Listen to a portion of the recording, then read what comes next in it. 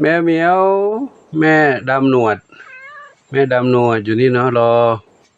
พรุ่งนี้ลูกนะพรุ่งนี้ไปหาหมอทำหมันลงเด้ออันนี้พักผ่อนกันนะพักผ่อนดีๆอย่าให้มีใครมากวนมาทำให้เจ็บลูกนะลูกนะ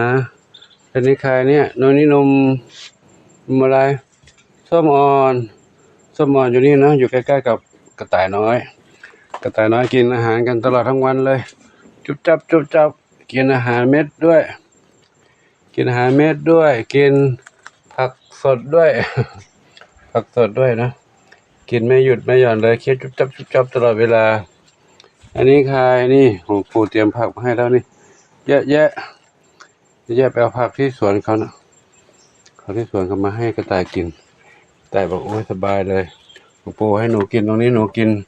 ไม่ไหวแล้ว ดูทางนี้บ้างนี่ทางนี้น้องขาวมณีกินอยู่ตรงนี้นะขาวมณีเคี้ยวกุบกับกินจุบจับอร่อยอาหารเม็ดก็มีอาหารเม็ดให้ไว้ตรงนี้นะไว้ที่ใส่ถาดนี่ชอบตัวไหนกินตรงนั้นเรื่อยๆกระต่ายตัวผู้ขาวมณีหูไม่ตั้งกระต่ายต้องหูตั้งใช่ไหมลูกกระต่ายต้องหูตั้งทำไมหนูหูลงมาข้างล่างลูก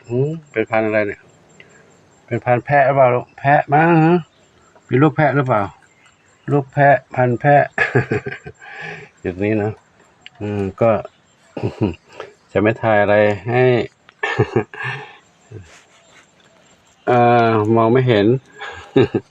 มองภาพไหวไปนะก็ถ้าถ่ายเจาะจงเฉพาะกลุ่มเฉพาะน้องกระต่ายหรือว่าน้องเหมียวก็จะเห็นเฉพาะกลุ่มไม่ได้เห็นทั่วไปนะ หลวงปู่ลองทำดูสัก2-3 คลิปนะถ้ายังไงเดี๋ยวก็เอาไปทำเหมือนเดิมก็ได้ตอนนี้ทำแบบนี้ก่อน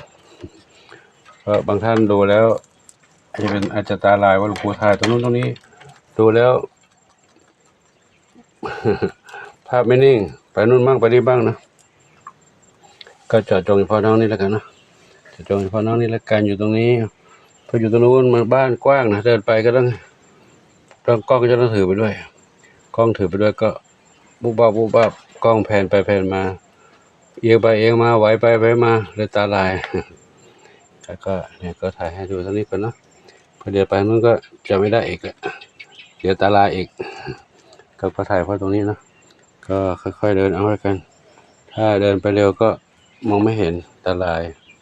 ภาพไหวก็ได้เห็นเฉพาะตรงนี้นะก็ขออนุโมทนาสาธุกับทุกท่านที่ได้รับดูรับชมรับทราบเรื่องราวต่างๆของน้องเหมียวน้องเต่าน้องกระต่ายน้องไก่ที่วัดโป่งชัยให้ร่วมด้วยช่วยกันดูแลการเป็นอยู่อาหารการกินที่อยู่อาศัยยารักษาโรคพร้อมทั้งปัจจัยในการดูแลเรื่องการทำหมันทำวัคซีนก็ขออนุโมทนาสาธุขอบุญกุศลทั้งหลายจงเป็นพระรอดปัจจัยนำคำชูให้ทุกคนทุกท่านพบความสุขความเจริญมีความสุขกายสุขใจปรารถนาที่ใดขอได้ทั้งความมุ่งมั่นปรารถนาเพื่อกันทุกคนทุกท่านเทอญ